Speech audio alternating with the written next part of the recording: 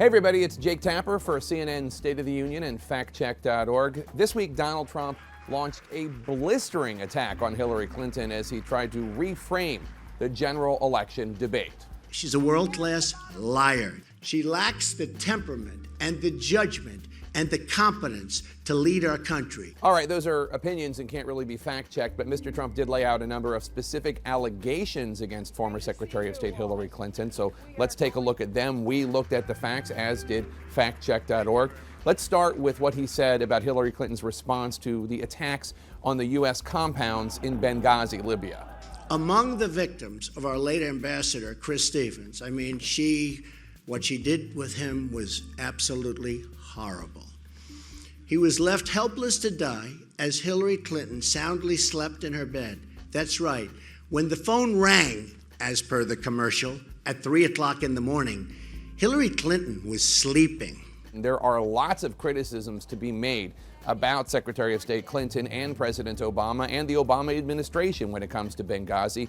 But specifically, was Clinton sleeping at 3 in the morning as Chris Stevens, the ambassador, was left to die? No, that is not true. The State Department was first alerted to the attack at the State Department consulate in Benghazi at 3:45 p.m. Eastern on September 11th, 2012. Clinton immediately phoned the White House, followed by the State Department Ops Center, and later she spoke with the then director of the CIA, General David Petraeus. Now, Secretary Clinton did return home later that day, and while we cannot verify that, as she told Congress, she did not sleep all night, there is an email that was released that she sent at 11:38 that evening to her staff, trying to come to terms about how they would announce the death of Stevens. So the accusation by Trump that Stevens was left helpless to die as Hillary Clinton soundly slept in her bed, that is not true. Again, plenty to criticize about Benghazi, but that specific accusation by Donald Trump is not true. Now let's turn to something he said about Secretary Clinton's acceptance of gifts from foreign countries. Hillary Clinton accepted $58,000 in jewelry from the government of Brunei when she was Secretary of State. Now that is true. As Secretary of State, Hillary Clinton did accept, as Donald Trump says, $58,000 worth of jewels from the government of Brunei. Here's a little detail, however, that he left out.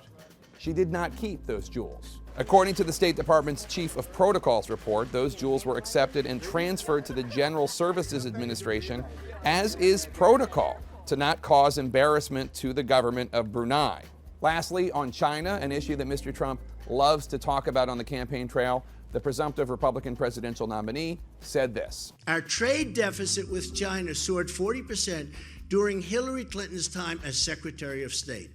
A disgraceful performance for which she should not be congratulated, but rather scorned. Did the trade deficit with China go up while Secretary of State Clinton was in office?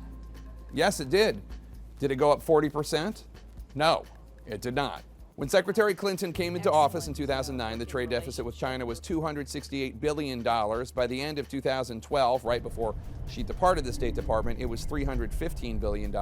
That's an increase of 17.5%, not an increase of 40%. It's also worth noting that trade falls under the purview of the U.S. Department of Commerce, not the U.S. Department of State, but she was Secretary of State. That is an important job that does play a role, so we're not going to nitpick on that. A reminder to all the politicians out there, you're perfectly entitled to your own opinions, not to your own facts. I'm Jake Tapper for CNN State of the Union and factcheck.org.